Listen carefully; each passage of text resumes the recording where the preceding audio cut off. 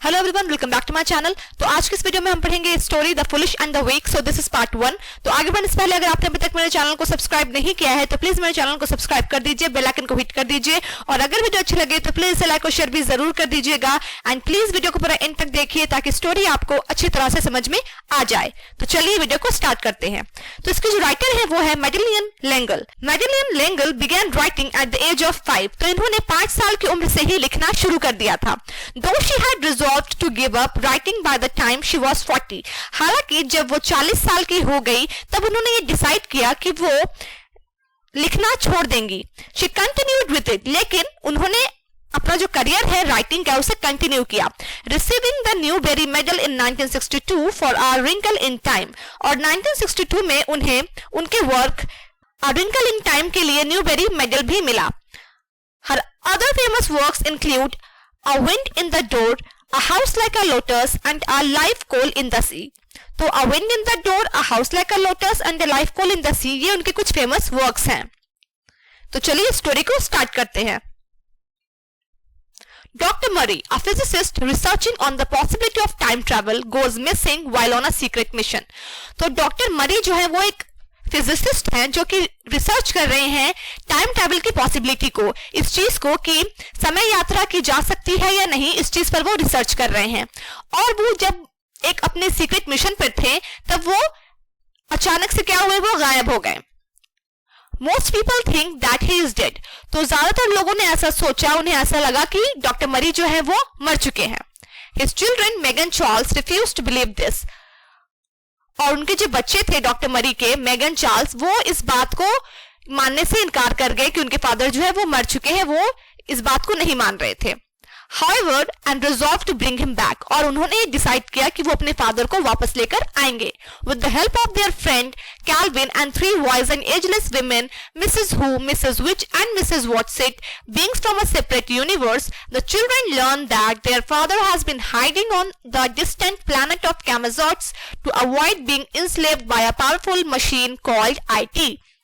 तो वो जो बच्चे थे मेगन चार्ल्स, वो अपने एक फ्रेंड कैल्विन और 3 wise and ageless women, wise means intelligent and ageless means जिनकी उम्र कभी नहीं बढ़ती हो, तो अपने फ्रेंड कैल्विन और 3 वाइज एंड एजलेस विमेन जिनका नाम था Mrs who, Mrs which and Mrs Watson, जो कि किसी दूसरे सेपरेट यूनिवर्स में रहती थी, उनकी मदद से इन दोनों बच्चों को ये पता चला कि उनके फादर जो है वो कैमाजॉट्स के एक बहुत ही डिस्टेंट प्लैनेट, मतलब ऐसे प्लैनेट जो कि काफी दूर में स्थित है, काफी दूर वाले प्लैनेट में जाकर उसके फादर जो है वो छुप गए हैं।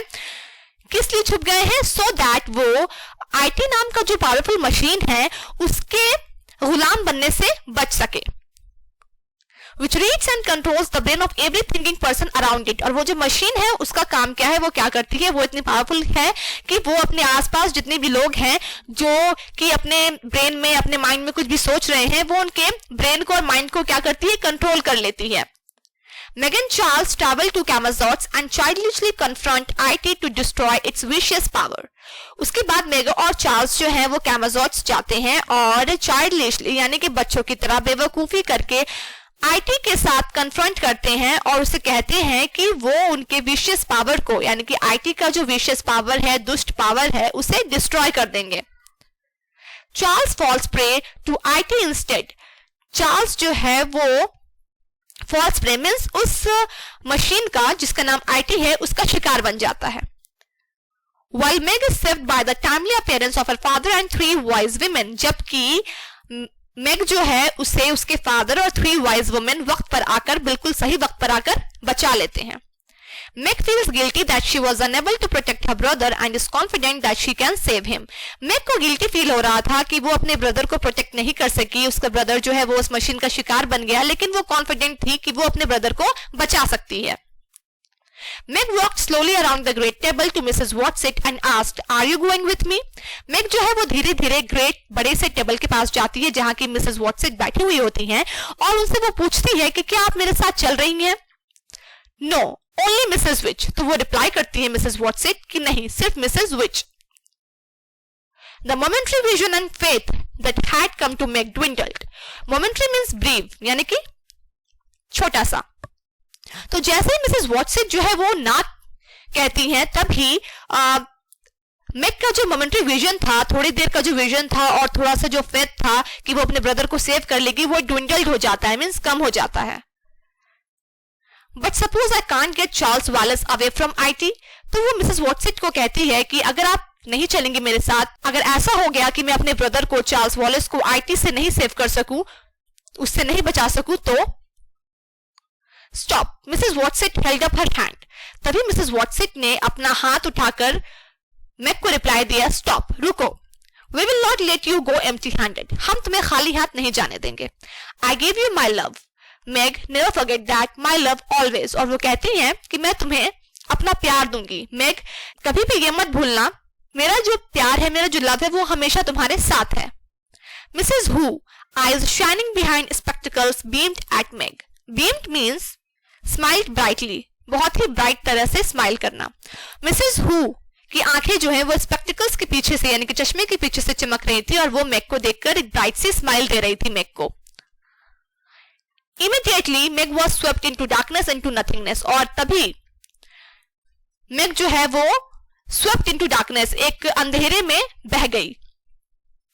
Then she was standing breathlessly on her feet on the same hill on which they had first landed on Camazotz. उसके बाद मैग जो है वो अपने आप को कहां पर पाती है, वो देखती है कि वो उसी सेम हिल पर खड़ी हुई है जहां पर वो पहली बार जब कैमाजॉट्स में लैंड किए थे, तो जिस प्लेस पर वो लोग थे बिल्कुल एग्जैक्टली वो उसी जगह पर, हिल पर खड़ी हुई है। She looked around, she was completely alone, और वो अपने आसपास देखती है और वो क्या देखती है कि वो बिल्कुल अकेली है। Then seeming to echo from all around her came Mrs. Witt's unforgettable voice.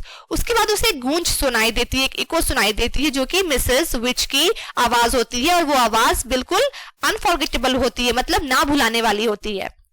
I have not given you my gift. मैंने तुम्हें अपना गिफ्ट नहीं दिया है। You have something that IT has not. और वो आवाज कहती है कि तुम्हारे पास कुछ ऐसा है जो कि IT के पास नहीं है। This something is your only weapon. और ये जो है तुम्हारा इकलौता हथियार है। But you must find it for yourself. लेकिन तुम्हें खुद के लिए ये find out करना होगा कि आखिर ये चीज क्या है। Then the voice ceased and Meg knew that she was alone. उसके बाद जो आवाज है वो बंद हो जाती है और मैग को ये पता चलता है कि वो बिल्कुल alone है, बिल्कुल अकेली है। She walked slowly down the hill along the quiet street. उसके बाद वो हिल के नीचे और बिल्कुल क्वाइट से स्ट्रीट, बिल्कुल शांत से स्ट्रीट पर धीरे धीरे चलती हुई चली जाती है। Her heart thumping painfully against her rib, और उसका जो दिल है वो बहुत ही जोरों से धड़क रहा होता है। It was dark and the street was deserted. वो जो रास्ता था वो बिल्कुल डार्क था, अंधेरा था और डेजर्टेड था, मीन्स रेतीला था। In the same window of each house was a light. और उस स्ट्रीट पे जितने भी हाउस थे, उस हाउस के सभी हाउस के सेम विंडो पर एक लाइट थी। And as Meg walked down the street, all the lights were extinguished simultaneously. और जैसे जैसे Meg जो है वो स्ट्रीट पर चलती जा रही थी, साथ ही साथ जो हाउसेस के विंडोज पे लाइट्स थी वो भी extinguished होते जा रही थी, मीन्स ऑफ होती जा रही थी। Was it because of her presence or was it simply that it was time for lights out? तो इस लाइट के ऑफ होने पर मैग सोचती है कि क्या वो उसके प्रेजेंस की वजह से ये लाइट्स ऑफ हो रही हैं, या फिर लाइट्स ऑफ होने के, लाइट्स आउट होने का वक्त ही हो गया है इसलिए लाइट्स ऑफ हो जा रही हैं। Now she approached the outline buildings of the city. उसके बाद मैग जो है वो सिटी के बाहरी एरिया में जो बिल्डिंग्स हैं वहां पहुंचती है। In each of them was a vertical line of light, और वो सिटी के जो बिल्डिंग्स थे हर बिल्डिंग्स में एक वर्टिकल लाइन की लाइट लगी हुई थी। But it was a dim, eerie light, not the warm light of stairways in cities at home. लेकिन वो जो लाइट थी वो डिम और eerie लाइट थी। Eerie means strange and frightening, अजीब सा और डरावना।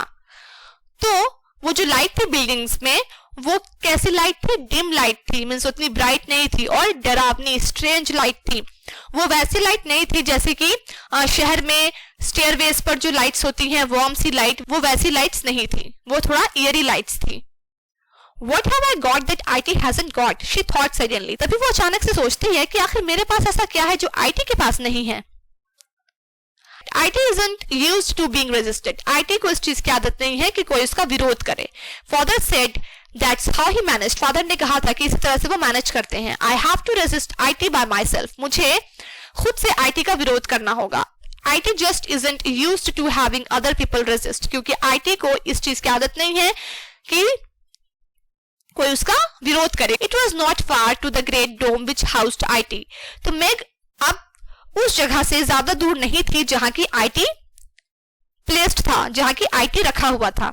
Her steps got slower and slower as she passed the great bronze doors, the huge slabs of the Central Intelligence Building.